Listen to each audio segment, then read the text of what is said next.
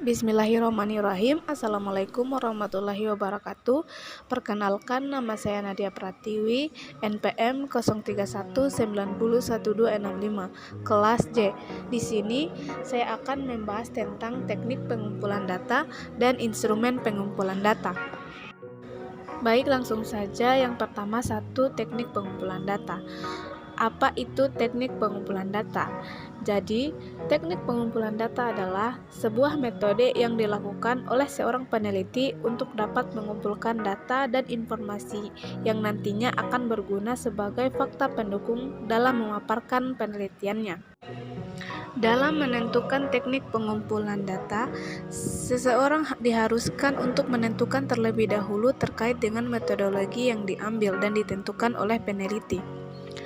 Artinya, jika peneliti menggunakan metodologi penelitian kualitatif, maka teknik pengumpulan data yang digunakan dapat berupa observasi, focus group discussion, wawancara mendalam, dan studi kasus.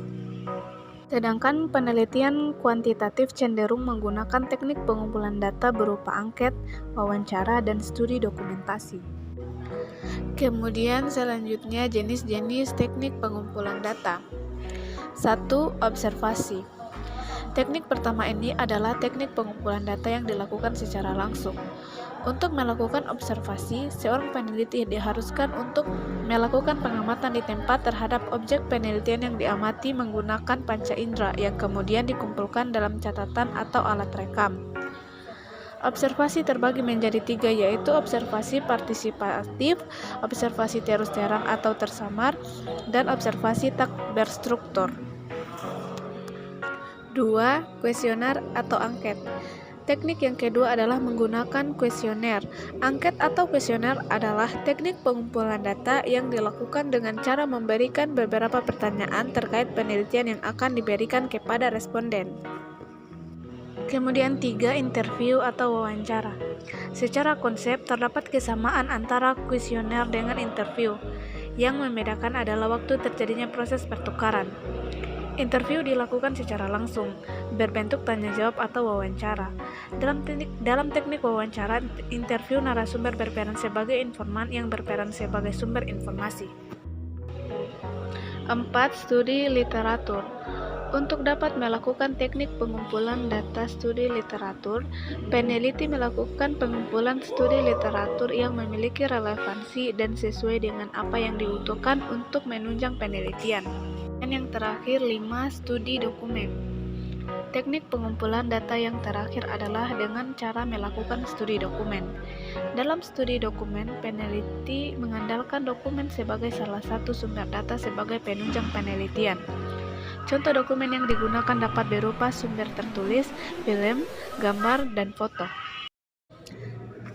Kemudian masuk pada bagian 2, instrumen pengumpulan data. A. Pengertian instrumen pengumpulan data. Instrumen pengumpulan data adalah alat atau fasilitas yang digunakan oleh peneliti dalam mengumpulkan data tersebut agar pekerjaannya lebih mudah dan hasilnya lebih baik, dalam arti lebih cermat, lengkap, dan sistematis sehingga lebih mudah untuk diolah atau dianalisis.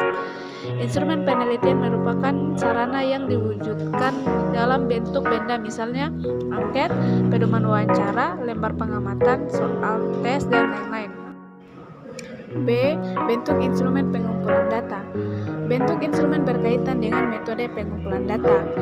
Misalnya metode wawancara yang instrumennya pedoman wawancara. Metode angket atau kuesioner, instrumennya berupa angket kuesioner. Metode tes, instrumennya adalah soal tes, tetapi metode observasi instrumennya bernama checklist. Kemudian yang terakhir C. Cara menyusun instrumen pengumpulan data. Sebelum menyusun instrumen penelitian, peneliti sebaiknya menentukan terlebih dahulu jenis data yang diperlukan untuk analisis. Cara menyusun instrumen penelitian meliputi langkah-langkah sebagai berikut. 1. Menganalisis variabel penelitian. 2. Menyusun definisi operasional variabel. 3. Menentukan jenis instrumen yang digunakan untuk mengukur variabel. 4. Menyusun kisi-kisi atau layout instrumen. 5. Peneliti menyusun item atau pertanyaan. Kemudian yang keenam yaitu uji coba instrumen. Baik, mungkin itu saja yang dapat saya jelaskan. Lebih dan kurangnya mohon dimaafkan. Billahi taufiq wal hidayah. Wassalamualaikum warahmatullahi wabarakatuh.